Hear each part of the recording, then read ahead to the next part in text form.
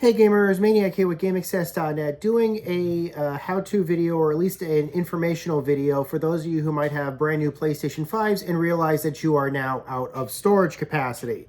And all of the games that you currently have on your PlayStation 5's internal memory are games that you are currently actively playing or spent so much time downloading with its DLC, add-ons, patches, etc.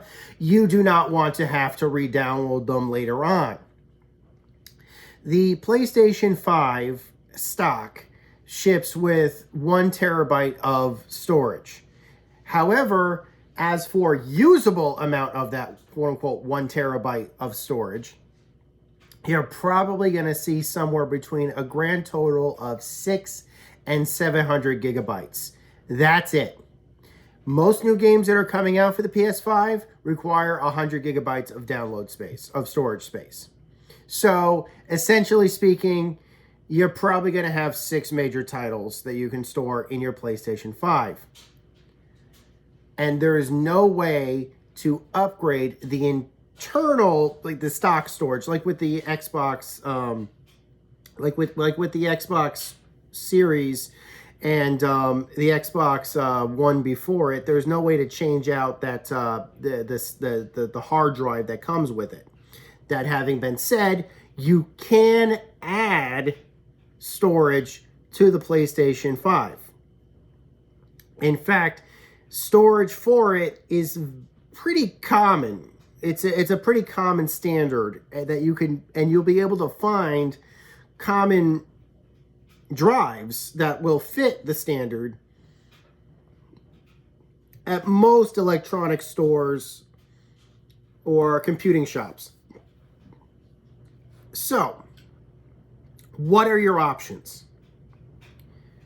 Those of you who might have had a PS4 might remember something called PS4 external memory or external storage, in which you could plug a USB external drive, as long as it was USB 3 drive,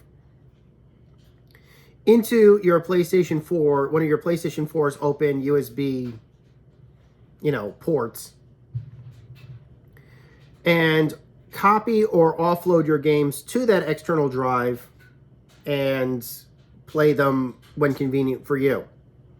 The PlayStation 5 does carry over that tradition. In fact, it actually says, the PlayStation 5 actually says that it is compatible with your PlayStation 4's drive. So if you already formatted a drive on the PlayStation 4 and you want to bring it over to the PlayStation 5, according to Sony's information, it can work.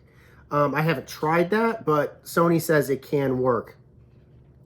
In my experience, having just simply going out and buying the fastest available external drive that I could find, which is right now, as far as this video is concerned, the Samsung T7, I can tell you that this is an awful option and you should not take any use of it whatsoever, with one exception that I will go into in just a minute or two. My point is, if you take anything away from this video, it is this exact sentence. Do not, under any circumstances, bother with external USB drives on a PlayStation 5.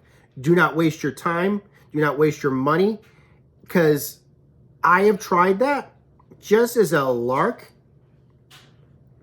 and I have had nothing but bad experiences with them, which I will now tell you what happened when I attempted that. On a lark, I formatted the Samsung T7, a 2 terabyte Samsung T7 with the USB 3 cable as external storage. My intention was, at least for the short term, to offload any PlayStation 4 digital games that I had downloaded and installed on my PlayStation 5 to the external drive, just to free up some space on my stock internal drive for the PlayStation 5 games. You can offload PlayStation 4 and PlayStation 5 games to your external formatted drive. However, you can only run PS4 games off of it. PlayStation 5 games you'll have to move back. Now let me tell you what the experience was like doing that. Just with PS4 games. It was absolutely completely and utterly awful.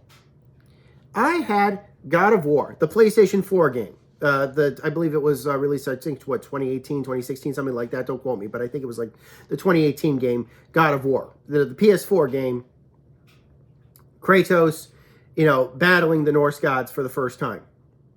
I had that game downloaded on my PlayStation 5. When I plugged in the external drive, I formatted it. I wanted to then take the God of War game and move it to the Samsung T7 just so that I could have it off of the internal so I could put more PS5 games on my internal drive. It took 9 hours. The game was already downloaded fully on my system and patched. It took 9 hours for a Samsung T7 plugged in using a USB 3.0 drive on the high-speed port in the back that they say you have to plug into. You can't plug into the front port. You got to plug into the rear. It took 9 hours to perform that transfer. I had to leave my PlayStation 5 running while my wife and I got dinner with her family, hoping that we would be back before the system decided to turn itself off for whatever reason. It used up so much of the PlayStation's bandwidth just to download a game onto it that I could not run any of the other applications because 100% of the PlayStation 5's network and data output was going to the drive, was going to downloading that game. And so if I tried to, like, let's say, look up another game that I had already installed, the internet activity on the PlayStation 5 was so used up, I could not actually get the PlayStation information from the PlayStation Network. Like when you bring up a game in your game list, it'll then show you like what your trophy information is, what the most recent news is about the game, and a couple of screenshots of either live feeds or recorded feeds of the gameplay.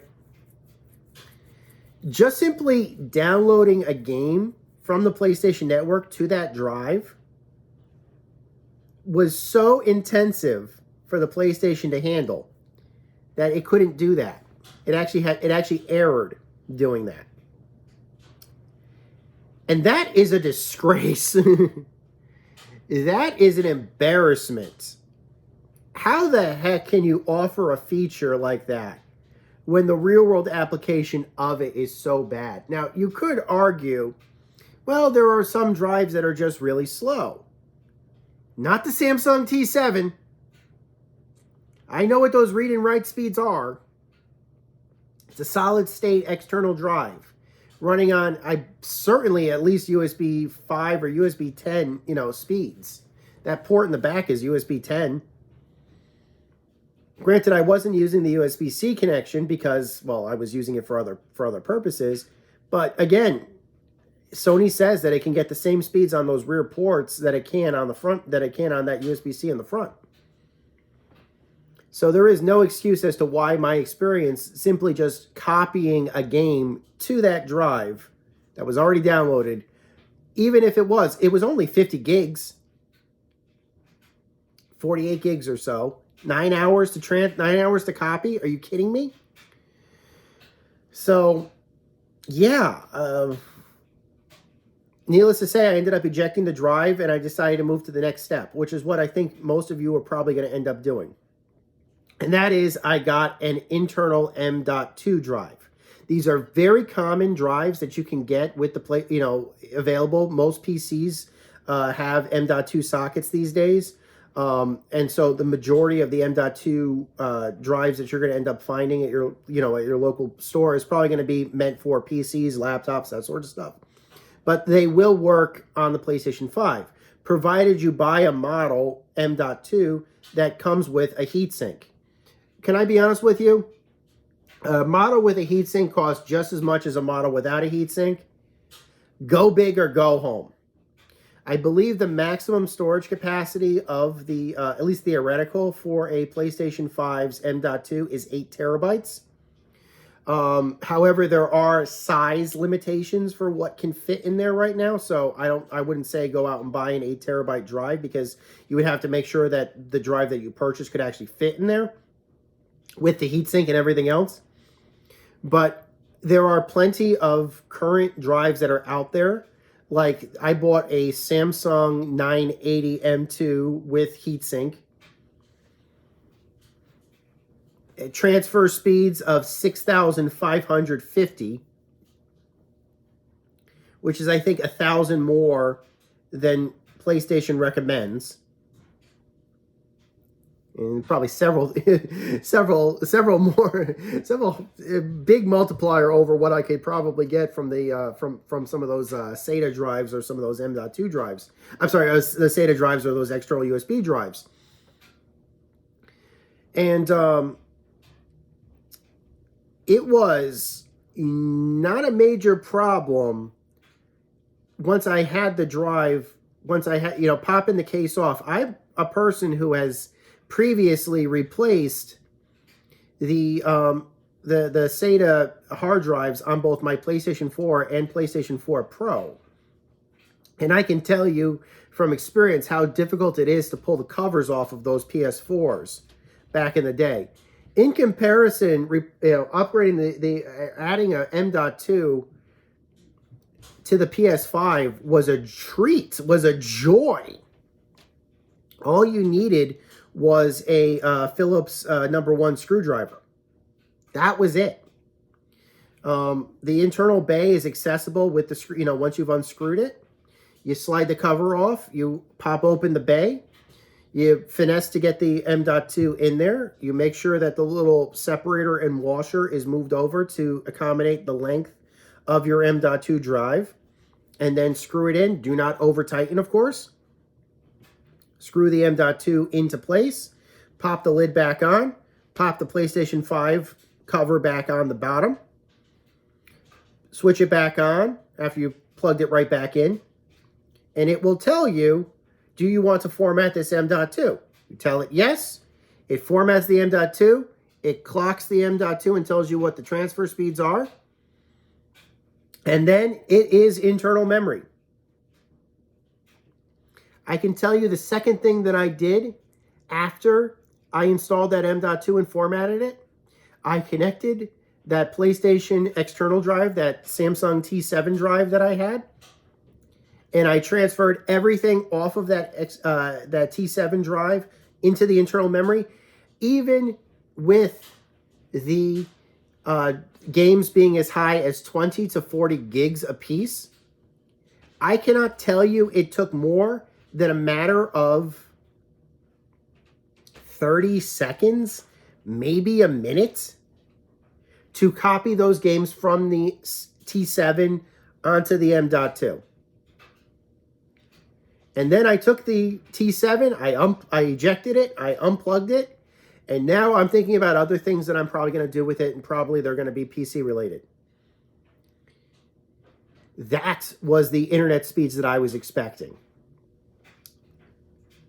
Do not, like I said, the only thing that I can think of, the only reason why you would want to get a external drive for your PlayStation, the only purpose in today's day and age, with the most recent firmware, with everything else, the only purpose an external drive has with the PlayStation 5 is to offload games to it in the event that you are using an M.2 that you are going to replace. Let's say you're like some of the people I talked to within the first year of the PlayStation 5 relaunch. They went out and they bought 1 terabyte M.2. I'm sorry, yeah, 1 terabyte M.2s. That wasn't enough. They needed at least 2. That wasn't enough for it. They filled up in no time. Even with their stock internal memory, just an extra 1 terabyte wasn't enough for them. The PlayStation 5 will not back up M.2 data to an external as a backup. It won't do it. You have to offload unless you intend to lose that content that you've downloaded. you have to offload whatever you have on that M.2 to something external manually. And depending upon what you're using, that's probably going to take you a day or two. But that's something that you're going to have to be prepared for if you currently have an M.2 installed that you intend to upgrade. Well, guys, I hope you guys had a happy holidays. Until next time, my name is Maniac with GameAccess.net. Take care. Over and out.